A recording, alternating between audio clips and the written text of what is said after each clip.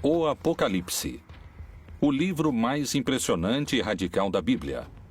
Um texto sagrado que profetiza o final dos tempos. Que segredos se escondem entre suas páginas? Quanto tempo de vida resta à espécie humana? A história tem um rumo, e esse final é iminente, porque já estamos na etapa da última dessas figuras. Ou seja, o fim da história já está próximo. Porque muitos mencionam que existe um lugar onde seus habitantes poderiam se salvar.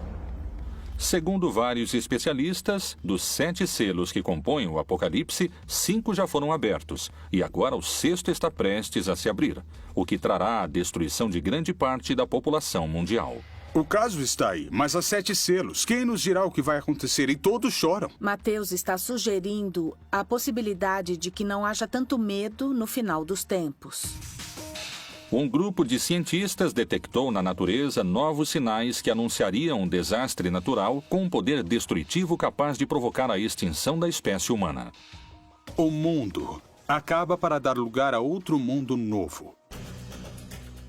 Desde o princípio dos tempos, há relatos bíblicos em que Deus ameaça com destruição total. A Torre de Babel, as estátuas de sal, o dilúvio universal e depois, a mais aterrorizante de todas, o juízo final. A história tem que terminar para dar início a um mundo novo. O Apocalipse, o começo do fim.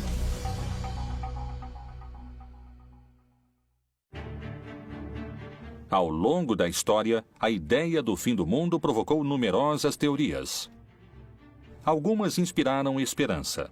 Outras até provocaram suicídios em massa.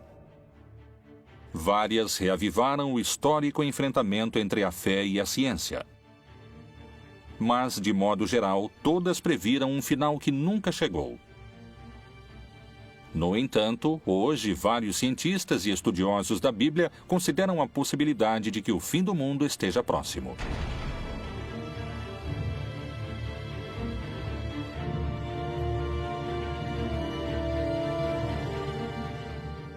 A grande quantidade de informações e o acesso imediato que temos aos fatos que acontecem no mundo nos levam a crer que são signos e sinais de que a profecia realmente está se cumprindo. Qual é a informação secreta contida no livro mais impressionante da Bíblia e que acaba de ser revelada? Talvez algumas respostas se encontrem no contexto em que o Apocalipse foi escrito.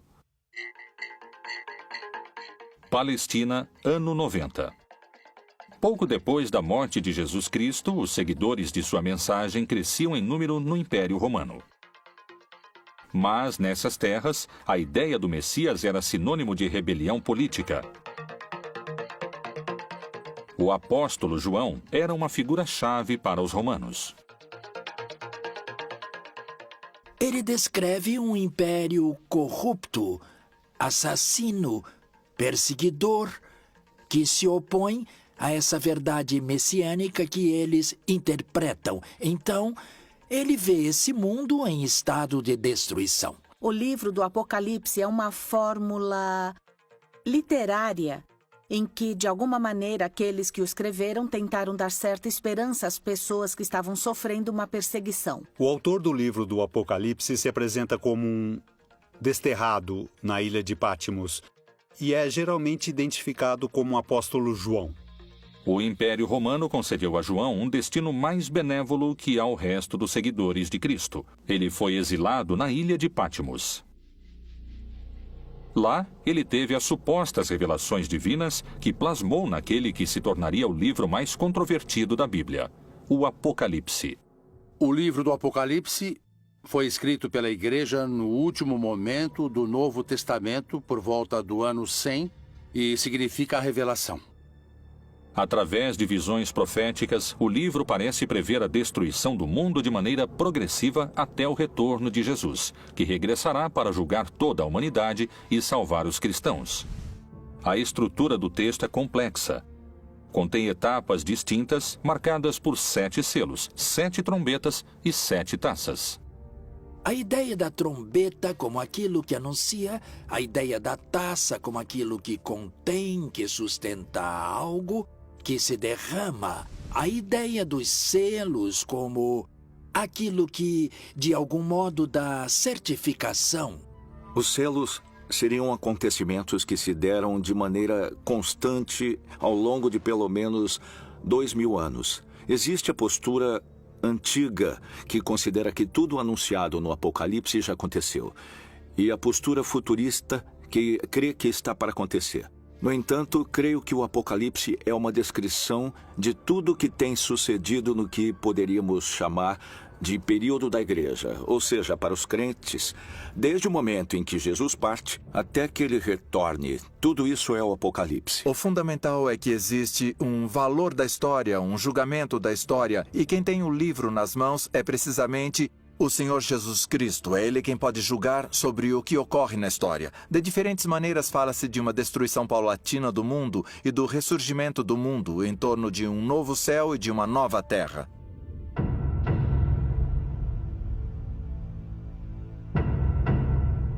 Até hoje, esse texto complexo tem suscitado todo tipo de interpretações. Uma das hipóteses é que nos encontramos na fase final do Apocalipse. É a etapa chamada Grande Tribulação.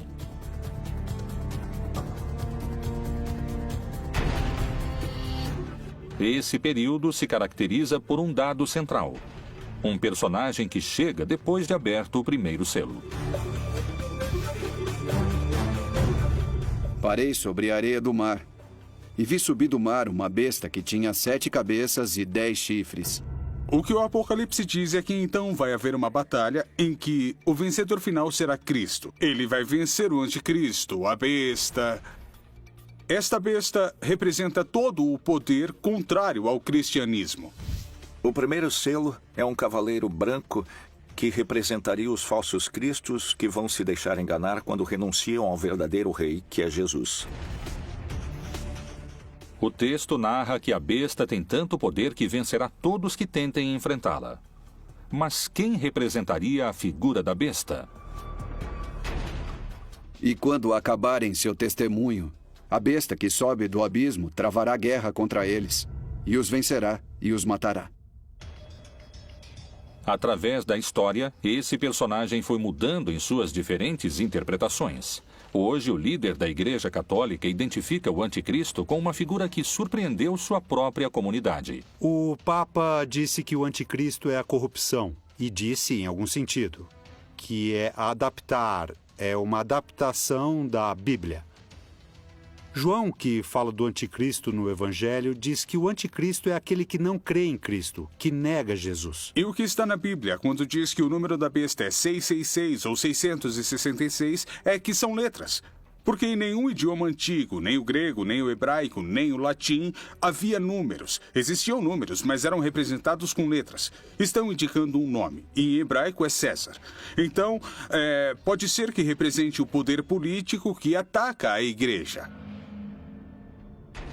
A condenação dos corruptos pelo chefe máximo da igreja causou impacto ao expor a figura do anticristo. O diabo é uma configuração que pode ter expressões muito claras em personagens nefastos da humanidade, como Hitler, como Videla, como Pinochet ou uma pessoa como Stalin. Pessoas horríveis da humanidade, mas não sei se o diabo se encarnou nelas. Eu acredito que eles foram expoentes da maldade, que seria atributo do diabo. Mas creio que nos equivocamos e que o pior da maldade é exercida por seres humanos. Por trás de tudo isso, há homens e mulheres que a exercem. Então, aí, podemos identificar os anticristos que existem nesse sentido.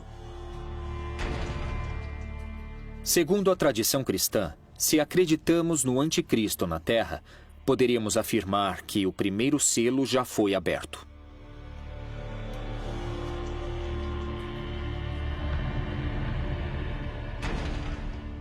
O segundo selo revela um cavalo vermelho, que significa a violência, a guerra, e que precisamente está descrevendo a guerra, a destruição da comunidade. O cavalo na América Latina, pelo menos no Cone Sul, era muito comum como meio de transporte. No Oriente Médio é muito mais restrito, há muito menos cavalos. Era um símbolo da realeza, de poder, da beleza, muitas vezes ligado também a forças negativas, forças poderosas que têm a ver, às vezes, com o orgulho divino frente à vontade de Deus. O Apocalipse fala de uma realidade permanente. A violência entre os humanos vem desde o Gênesis, desde o capítulo 3, quando Adão e Eva discutem quem foi o culpado. Desde então se instaura a violência. Não há época em que não exista violência entre os humanos, morte e destruição. Se levarmos em conta que as duas guerras mundiais do século XX fizeram mais de 80 milhões de vítimas, é evidente, não podemos deixar de concluir que o segundo selo já foi aberto. O terceiro selo trata da fome. Uma pessoa em cada 9, 13% da população mundial, passa fome, segundo dados do último relatório da ONU. Quando falamos do Cavaleiro da Fome, efetivamente podemos saber que no mundo sempre houve fome. Hoje temos 850 milhões de pessoas morrendo de fome no mundo. Mas a fome ameaçou o mundo. É um cavaleiro que cavalgou ao longo de toda a história de toda a humanidade. Cada novo selo é muito mais poderoso que o anterior e faz mais vítimas na Terra. Se tivermos em conta a fome que hoje existe na Terra, definitivamente podemos dizer que o terceiro selo do Apocalipse foi aberto. O quarto selo é um cavalo preto, que desencadeia muitas enfermidades, a peste. E é algo que também pelos meios de comunicação conhecemos globalmente. Sabemos bem o que está se dando com as epidemias, com as endemias no mundo todo, e certamente nos faz refletir que isso estava anunciado ou estava dito no Apocalipse. O quarto cavaleiro do Apocalipse representa as diferentes pandemias que aconteceram no mundo. Podemos também situá-lo ao longo desses 20 séculos. Desde a peste antonina, do ano 160 depois de Cristo, até a época de Justiniano, em que houve outra pandemia importante. No século XII, houve a peste bubônica e no século XIV a peste negra. Como resultado, a população da Europa perdeu 1/4 de sua população. É muito interessante porque há uma parte do livro do Apocalipse que diz que 1/3 dos homens morreriam. Por estas 3 pragas foi morta a 1/3 parte dos homens. Pelo fogo, pela fumaça e o enxofre que saíam de suas bocas. E houve momentos na história em que literalmente morreram 1/3 ou 1/4 dos homens. E na nossa época, já no século XXI, estamos diante do H1N1 ou diante da epidemia da AIDS. Ou o risco de uma guerra bacteriológica. Tudo isso tornaria perfeitamente textual uma praga como o quarto cavaleiro do Apocalipse. Alguns especialistas afirmam que todas essas doenças são sinais de que o quarto selo já poderia estar aberto. Segundo o Apocalipse, os 7 selos vão deixando em seu caminho guerra, fome, morte e destruição. Com cada abertura, o fim dos tempos e a batalha final parece estar mais próxima. O quinto selo não menciona uma forma de destruição como os outros, mas descreve o pedido dos mártires para que chegue a hora do juízo final. Mártir em grego significa testemunha. Esse quinto selo representaria os crentes de toda a história que estiveram dispostos a pagar com sua vida. A afirmação de que Jesus é o Senhor e o Salvador. Eles clamam a Deus pelo fim da perseguição, pelo fim da destruição. E é isso que nos revela o quinto selo, a visão dos santos, pedindo o final dos tempos. No entanto, a resposta é o que há de mais tremendo no Apocalipse, o mais difícil de aceitar e acreditar. Há que se cumprir o número. Eles devem ter paciência, porque a destruição vai continuar, ninguém sabe quanto tempo. Mas o cristão precisa confiar que Deus sabe quando e como vai terminar. Segundo algumas interpretações, os infortúnios mencionados nos primeiros selos, a fome, as guerras e as doenças, já aconteceram. E, pelo contrário, os fatos prenunciados pelo sexto selo, o mais temível e dramático de todos os narrados no livro do Apocalipse, estaria por acontecer. E, para muitos, suas consequências são impossíveis de conter. Quais são essas catástrofes? De que tempos estamos falando? Há alguma possibilidade de deter essa contagem regressiva?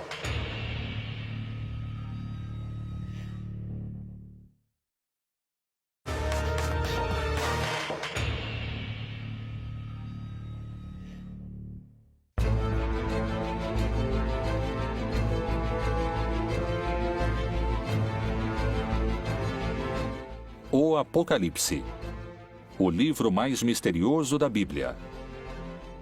Supõe-se que foi escrito pelo apóstolo João com símbolos e mensagens ocultos para não cair nas mãos dos romanos, que o teriam destruído. Não queriam que a palavra de Jesus e seu movimento contra o império prosperassem. O mistério das 7 estrelas que viste na minha destra e dos 7 castiçais de ouro. As 7 estrelas são os anjos das 7 igrejas, e os 7 castiçais que viste são as 7 igrejas. Quando João, no Apocalipse, fala das 7 taças, das 7 igrejas, das 7 luzes, está falando de tudo relacionado com os últimos tempos e está falando numa linguagem apocalíptica. A linguagem apocalíptica não tem nada de literal. Não se pode ler exatamente como está lá. É eufemística. Então, deve-se interpretá-la como sinais de difícil compreensão, como uma linguagem deliberadamente crítica. O número 7 representa um círculo, assim como a semana. Se falamos das 7 igrejas ou dos 7 anjos. Mas também pode ter aspecto negativo se falamos do dragão, que é o diabo com 7 cabeças, ou da grande Babilônia, que está sentada sobre 7 montes. João visualizou bestas, monstros e enormes catástrofes naturais que destruiriam o mundo. No entanto, também descreveu um lugar que será salvo. E eu, João, vi a santa cidade, a nova Jerusalém, que de Deus descia do céu, adereçada, como uma esposa ataviada para o seu marido. Portanto, a chave para entender o Apocalipse é ver na Nova Jerusalém o novo povo de Deus. Diz que é dourado ou que é de ouro, porque o ouro no Apocalipse representa o caráter de Deus. Os crentes no final estarão tão cheios de amor, uns pelos outros, tão cheios de amor a Deus, que isso é descrito como uma cidade dourada. O Apocalipse fala de uma nova Jerusalém. Quando o Apocalipse foi escrito, ou pelo menos quando foi editado, a cidade de Jerusalém já havia sido destruída. Estava em ruínas. Quem são esses eleitos mencionados no texto sagrado? Como é o povo que se salvaria do fim anunciado pelo Apocalipse? Poderia existir no mundo um lugar com essas características? Michoacán, México. A quase 700 quilômetros ao sul do Distrito Federal, na chamada Terra Quente do estado, encontra-se Nova Jerusalém. Essa localidade é, ao mesmo tempo, uma cidade e uma comunidade religiosa. Seus habitantes têm uma interpretação particular do Apocalipse. Aqui no México temos um estado que se chama Michoacán, onde um sacerdote, o padre Nabor, por volta de 1973, iniciou um movimento para que seus paroquianos fossem viver em comunidade. Em Nova Jerusalém há um povo muito crente que acredita que com suas rezas vão salvar o mundo.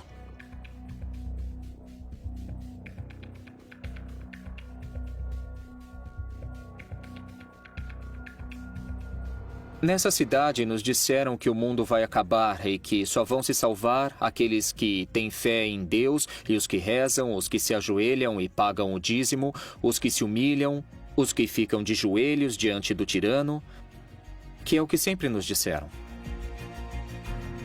Como começou essa ideologia que hoje define a vida cotidiana de cerca de 2.500 pessoas?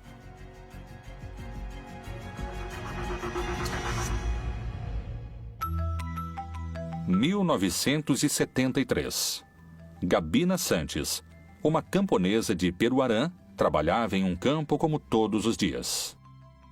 Mas esse não era um dia comum. Aconteceria algo que marcaria o destino de toda uma cidade. Em 9 de junho, de manhã, dizem que a Virgem apareceu para uma senhora dentro desse espaço em que hoje está situada em Nova Jerusalém. E que lhe deu uma mensagem. A mensagem era que ela dissesse ao mundo para fazer penitência e que tivessem fé no Santo Rosário, porque o mundo estava perdido, que a humanidade estava perdida.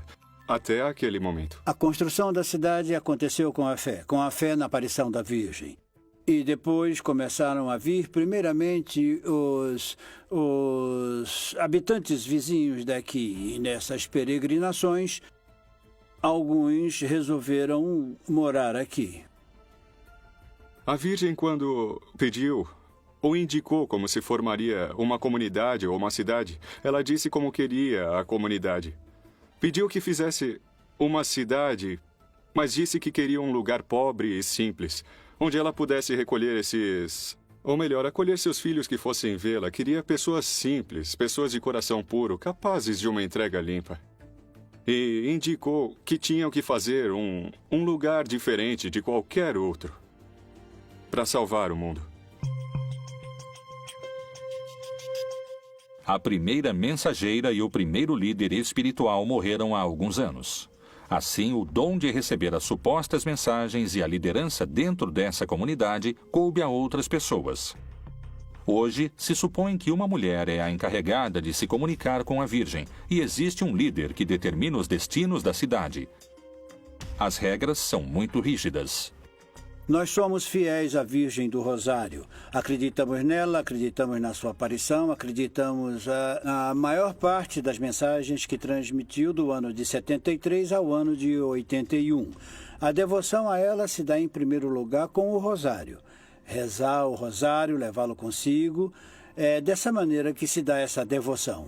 As condutas proibidas em Nova Jerusalém são... basicamente, não usar tecnologia, como telefones celulares, internet, redes sociais. Em termos de roupas, para as mulheres, não usar decotes nem minissaias. E rezar diariamente, 2 vezes por dia, 3 vezes por dia, pagar o dízimo. Está proibido o namoro, está proibido a educação laica, está proibido o futebol. Ou seja, basicamente as crianças não têm nenhum tipo de distração e passam o dia inteiro rezando. Desde os primeiros séculos e na Idade Média houve grupos que trataram de fundar comunidades onde se estabelecesse a Nova Jerusalém. E especialmente quando a América foi descoberta, vários grupos puritanos, incluindo alguns seguidores de Colombo e o próprio Colombo em seu livro de profecias, achavam que haviam chegado a um lugar onde a Nova Jerusalém seria estabelecida. Então a Nova Jerusalém, em vários lugares da América Latina, representa a Nova Israel, ou seja, os crentes judeus e não judeus do mundo todo, que no final dos tempos serão um conjunto de seres humanos que adquiriram um caráter parecido ao de Deus e, portanto, é representada com ouro como uma cidade resplandecente, porque sua natureza é uma natureza sublime. Poderia a cidade Nova Jerusalém ser o único lugar isento da destruição global do Apocalipse anunciada no 6º selo? Talvez só o tempo tenha a resposta. E quais são os desastres descritos no 6º selo do Apocalipse? Fala de cataclismos e de fenômenos naturais, que também são destrutivos para a comunidade perseguida, mas que refletem de modo mais direto que é Deus quem controla a história. Porque é Ele que, nesse caso, desencadeia os fenômenos naturais. Nos 4 primeiros cavaleiros, quem os desencadeia são os inimigos. Mas, nesse caso, é Deus mesmo quem controla a natureza. Em toda a Terra vai haver um grande terremoto que dará origem ao começo desse cataclismo apocalíptico que marcará a diferença entre o fim dessa época, ou éon, e o novo éon, ou a vida eterna. Uma das teorias sobre Nova Jerusalém indicaria que essa comunidade também seria protegida desse último selo. Ela tem características geológicas em seu subterrâneo, onde se juntam placas de cobre, ferro e metais, que tornam a terra mais forte para resistir a um tremor. Possíveis coincidências se ocultam entre os textos do Apocalipse. Será a natureza quem definirá o final dos tempos? Que segredos se escondem entre suas páginas em relação a terremotos e vulcões?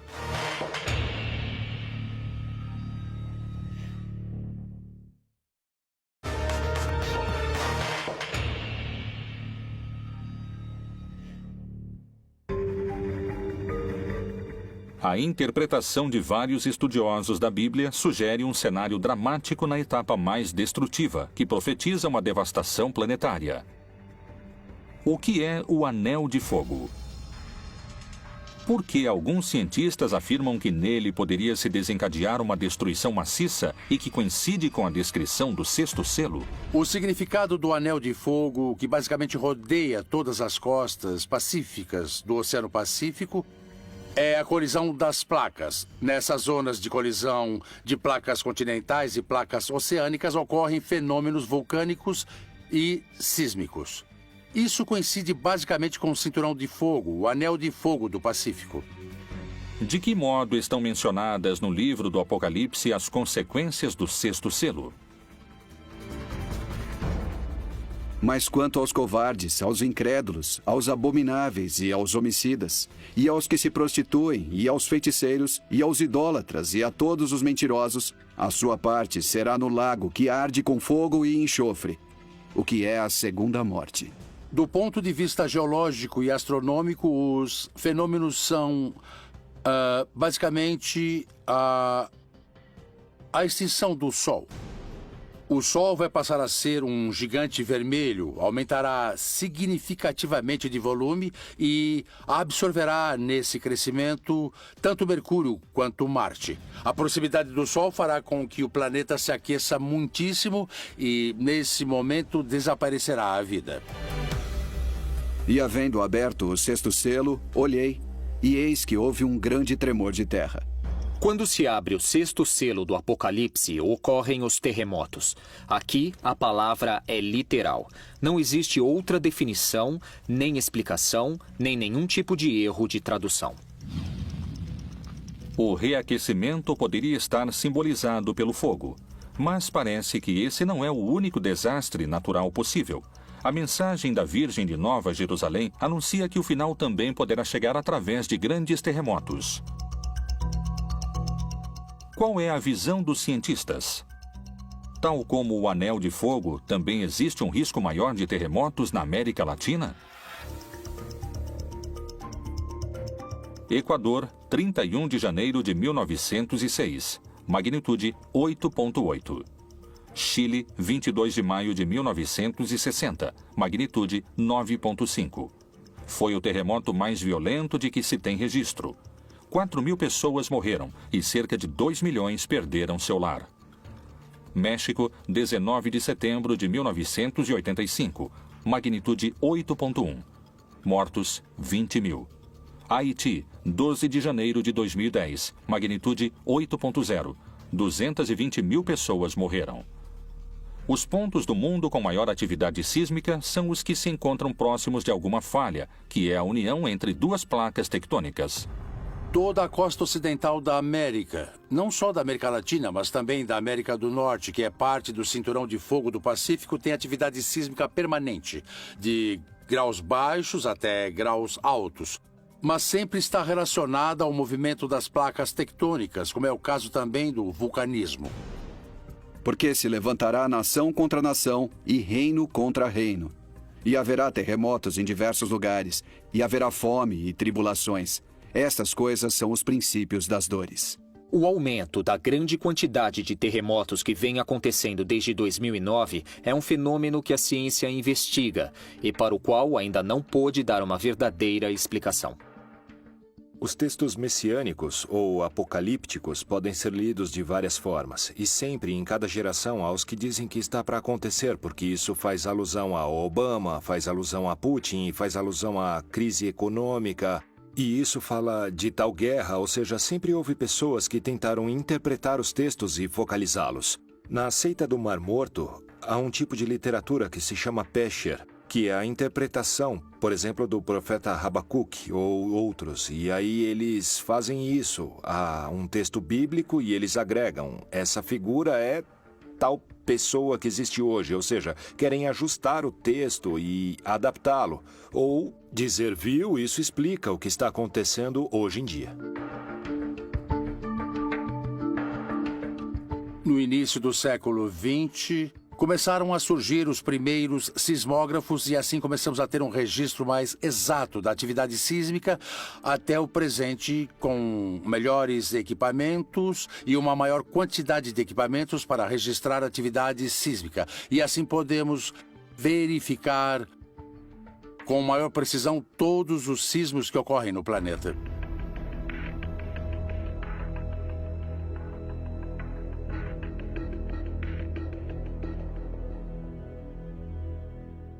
O sexto selo do Apocalipse descreve um grande terremoto e também a ideia de que os céus se revolveram como se formando um rolo. Agora, é claro, toda a descrição desse selo é feita com as palavras da cosmogonia antiga. Os mais céticos afirmam que faltam muitos anos para o fim do mundo. Esse é um fenômeno que não ocorrerá em menos de 4 a 5 bilhões de anos. Para outros, a destruição global através de vulcões e terremotos é iminente. A essência desses símbolos continua sendo vigente, na ideia de que a história tem de terminar para dar início a um mundo novo. Vários intérpretes concordam com a análise de alguns cientistas. Vivemos em tempos apocalípticos e o fim do mundo pode começar a qualquer momento. Vamos assistir a um final do mundo dos tempos bastante forte e muito caótico. O sol, a lua, as estrelas vão cair. E Jesus irá se estabelecer na terra e vai separar os que o seguiram dos que não o seguiram. Qual é a evidência que confirmaria o possível retorno de Jesus antes do fim dos tempos? Talvez a resposta se encontre em outros livros da Bíblia.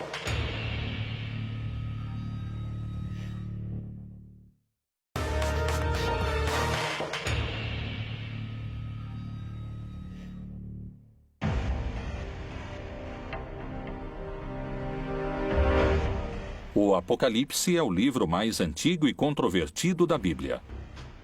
Tanto no Antigo como no Novo Testamento, vários profetas descreveram como seria o mundo em tempos apocalípticos.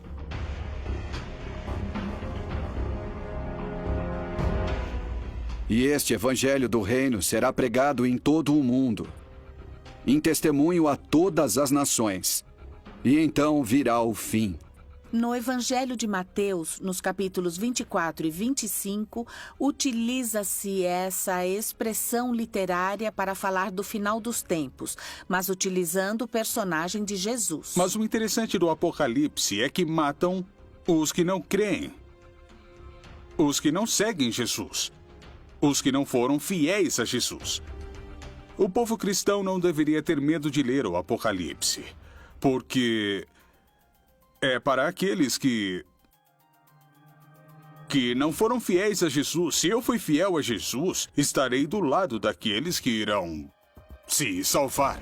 Muitos correrão de uma parte para outra, e a ciência se multiplicará. Daniel também faz parte desse mesmo gênero literário. Escreveu alguns de seus fragmentos e de maneira apocalíptica. E também aqui podemos reconhecer esse aceleramento dos processos humanos, dos processos históricos, que de fato na época em que Daniel escreveu não se podia imaginar a quantidade de conhecimento acumulado, as possibilidades tecnológicas acumuladas e também os recursos humanos acumulados. E simultaneamente a isso, o desgaste do planeta, o desgaste das relações humanas, a quantidade de habitantes, tudo isso evidentemente influi e estamos num tempo de aceleração e isso é indiscutível.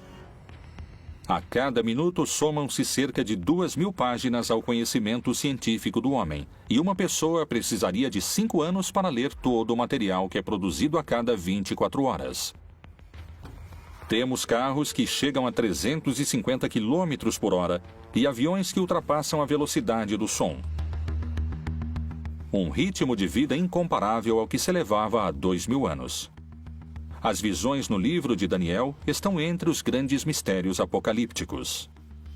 São símbolos de que a sociedade humana em sua história chegará a um ponto tão instável que ela própria vai desmoronar. Tudo isso está simbolizado por um cataclismo como acontece em toda a literatura apocalíptica. O julgamento da história é um elemento no qual crê o cristianismo. Nós o chamamos de parúsia. É a vinda do Senhor Jesus no final dos tempos como juiz da história e da vida de todos os seres humanos. É verdade que nosso momento histórico tem uma peculiar consciência da decadência da história humana.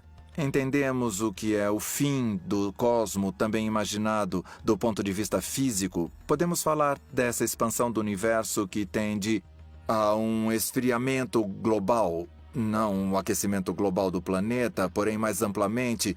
E podemos imaginar, sabemos que a Terra, nosso lugar onde desenvolvemos a história, é decadente. Havia 3 visões básicas do fim da história.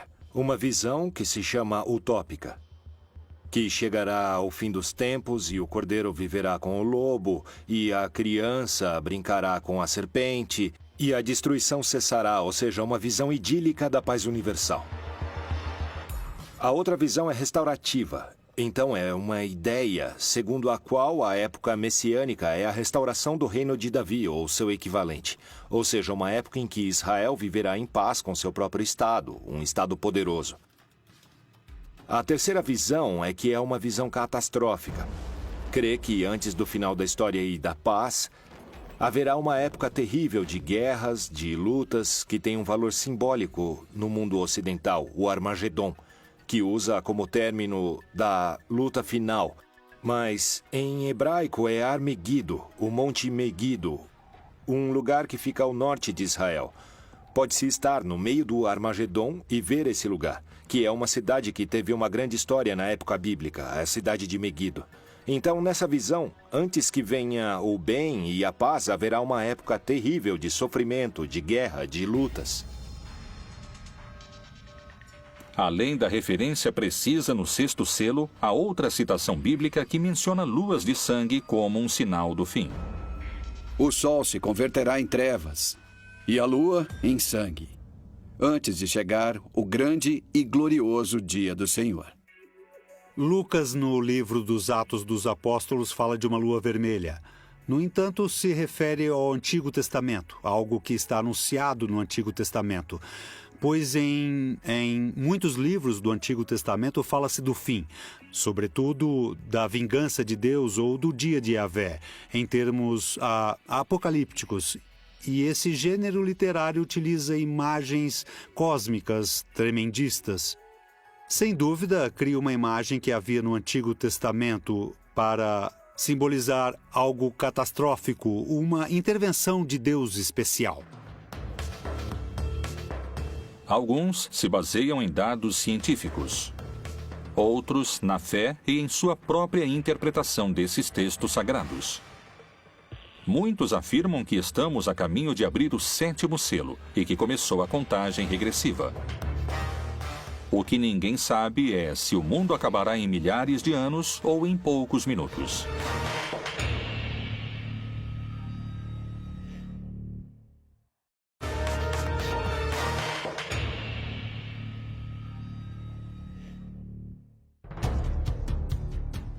As profecias apocalípticas têm um espaço próprio no livro mais importante da história, a Bíblia. Depois das catástrofes do 6º selo, o texto descreve a abertura do 7º, em que 7 anjos tocarão 7 trombetas e 7 taças serão derramadas. Esse selo anuncia o fim dos tempos e a batalha final. E vi outro grande e admirável sinal no céu. 7 anjos que tinham as 7 últimas pragas, porque nelas é consumada a ira de Deus.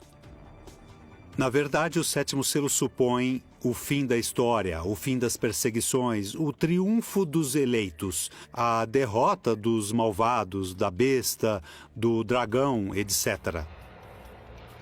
O Apocalipse também mostrou ao longo de todo o texto que quem comanda a história é Deus, que ele inclusive permite aos maus e aos cataclismos atingirem os eleitos.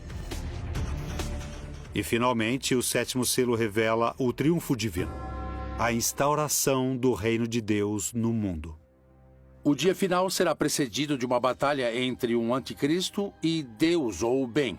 O que o texto está dizendo é que há um momento final da história em que o bem vence, e vence de uma maneira definitiva, e que Jesus, que venceu a morte, voltará numa manifestação gloriosa. Isso se chama Parúzia, a segunda vinda de Jesus. É um dia de júbilo, de vitória para aqueles que creem em Jesus. O texto diz que esses horrores vão terminar e que haverá um juízo final no qual serão castigados todos os opressores, ou seja, todos aqueles que nos fazem sofrer e que finalmente serão castigados porque finalmente triunfará a libertação.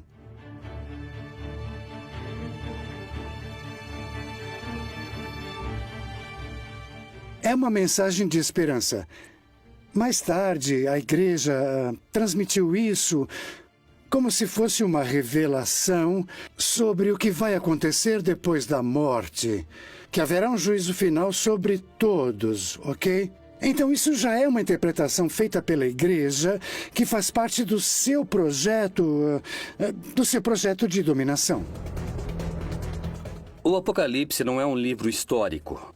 Não é um livro do futuro, não é como uma bola de cristal que revela o futuro.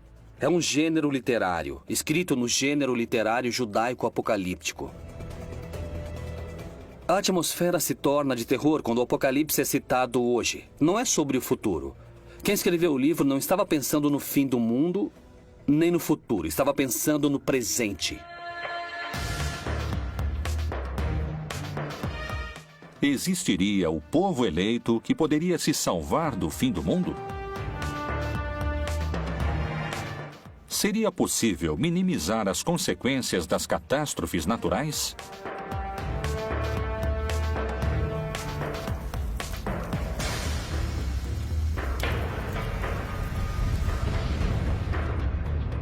Se as interpretações recentes estiverem corretas, estaríamos em contagem regressiva? Seria preciso um milagre para nos salvar? O Apocalipse seria o melhor roteiro de um filme de ficção ou a advertência de um final anunciado? Só o tempo trará essas respostas.